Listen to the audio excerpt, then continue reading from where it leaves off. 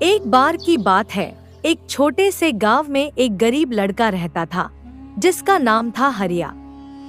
उसके घर में बूढ़े माँ बाप थे। हरिया का एक ही सपना था, वह अपने बूढ़े माँ बाप को कैसे खुशहाली में रख सके। वह बहुत मेहनती था, वह हमेशा दूसरों की भला सोचता था। हरिया गांव के एक जमींदार के पास काम करता था। जमींदार के घर की साफ सफाई और पूरे घर की देखरेख हरिया ही करता था। लेकिन वो जमींदार बहुत ही लालची था।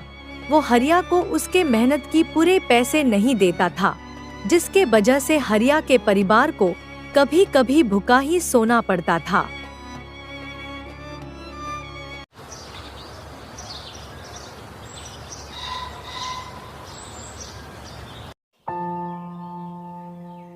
बेटा गोपाल, आज मुखिया जी ने पैसा दिया कि नहीं? घर में बिल्कुल भी राशन नहीं बचा। नहीं माँ, मुखिया जी ने आज पैसे नहीं दिए।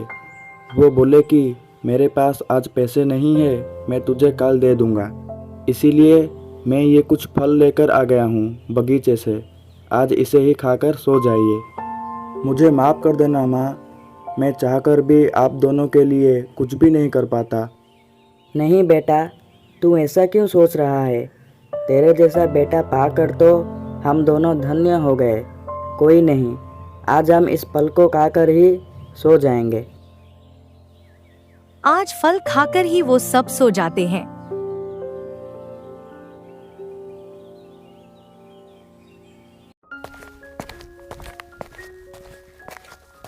अगले दिन हरिया जमींदार के घर जाता है और घर की सारे काम के साथ साफ सफाई भी कर देता है।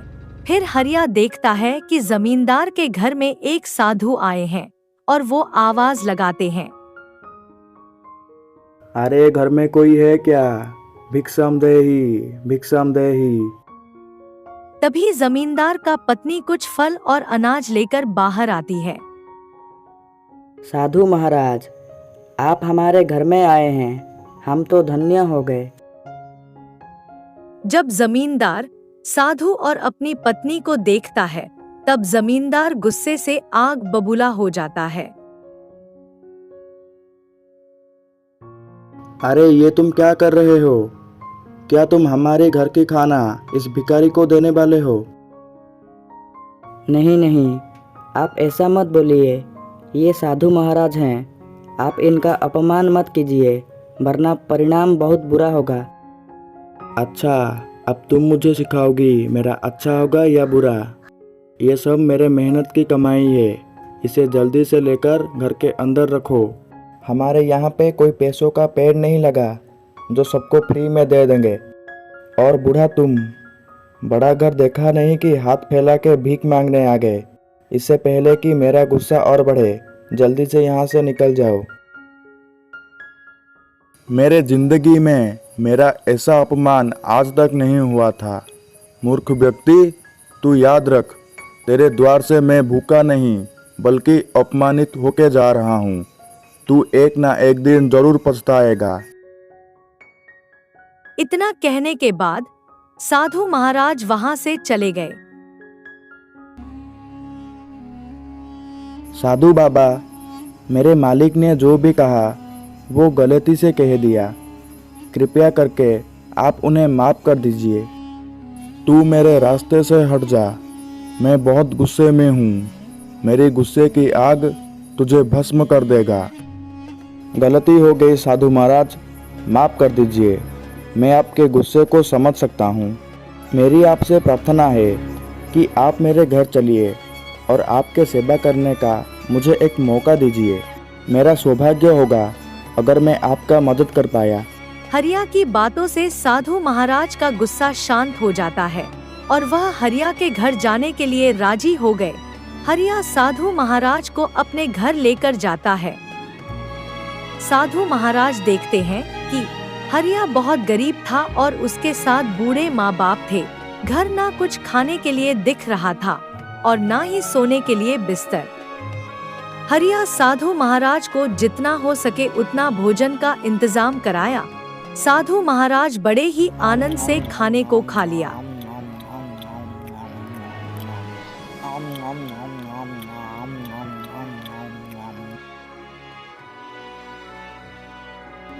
बेटा, मैं तुमसे बहुत प्रसन्न हुआ हूँ। तुम्हारे पास कुछ ना होते हुए भी सब कुछ है।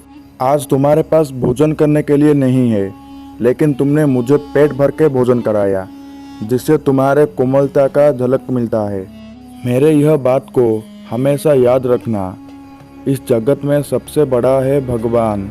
भगवान ने ही हम लोगों को बनाया है। यहाँ पे जो भी जन्म लेता है, इसका लेखा जोखा पहले से ही होता रहता है। जैसे कि एक व्यक्ति का जन्म कहाँ पर होगा, विवाह कहाँ पर होगा, मृत्यु कब होगी, सब कुछ पहले से ही लिखा होता है। ये सब के सब कर्मों पर ही निर्धारित रहता है। जितना अच्छा कर्म करोगे, उतना ही अच्छा जीवन मिलेगा। तुम्हें इस जीवन में इसीलिए गरीबी में रहना पड़ रहा है, क्योंकि तुमने पिछले जन्म में कई बुरे कर्म किए थे। ये तुम्हारे पिछले जन्म के कर्मों का फल है, जो तुम अब भुगत रहे हो। तुम पिछले जन्म में एक करोड़पति थे और तुम पैसों की कदर बिल्कुल भी नहीं करते थे। तुमने हमेशा गरीबों के हक के पैसे मारे और उससे अपने जेब भरते रहे। तुमने कभी किसी के साथ अच्छे से व्यवहार नहीं किया और आज बुरे कर्मों का फल तुम्हें बुरा ही मिला। लेकिन इस जीवन में तुम अच्छे कर्म कर रहे हो। तुम एक ईमानदार आदमी हो, इसीलिए तुम मत डरो। अब से तुम्हारे साथ अच्छा ही होगा। ठीक है बेटा, अब मैं चलता हूँ। मैं तुम्हारे सेवा से बहुत प्रसन्न हुआ हूँ, इसीलिए मैं तुम्हें ये कुछ गुलाब के बीज दे रहा हूँ। इसे अपने बगीचे में लगा लेना और उसका ध्यान रखना। जितना इसका अच्छे से सेवा करोगे, उतना ही अच्छा फल मिलेगा। इतना कहने के बाद साधु महाराज वहां से चले गए। साधु महाराज के बात का पालन करते हुए हरिया उन गुलाब के बीजों को अपने आंगन में लगा देता है और अच्छे से देखभाल भी करने लगा।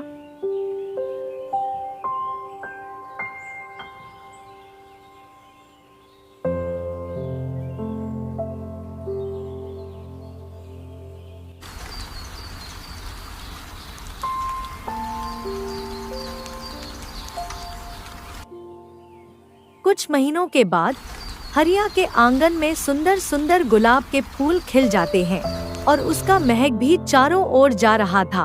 कोई भी व्यक्ति अगर वहां से गुजरता है तो वो गुलाब के सुगंध में खो जाता। धीरे धीरे यह बात चारों ओर फैल गई कि हरिया के फूल बहुत सुगंधित होते हैं। अब लोगों ने हरिया से फूल लेना भी शुरू कर दिया। इससे हरिया का बहुत अच्छा कमाई होने लगा। कुछ दिनों के बाद यह बात राजा के पास पहुंच गई, तो राजा ने अपने सिपाहियों को हरिया के पास पहुंचा दिया और आदेश दिया कि बहुत सारे फूल लाए। हरिया फूल लेकर राजा के महल में पहुंच जाता है और पूरा का पूरा महल खुशबू से महक जाता है। इसके लिए हरिया को बहुत सारा इनाम भी मिला और राजा ने हरिया को हर रोज फूल लाने के लिए बोल दिया। इस तरह हरिया ने अपने गरीबी को दूर कर दिया और ईमानदार निस्वार्थ से जीवन जीने लगा।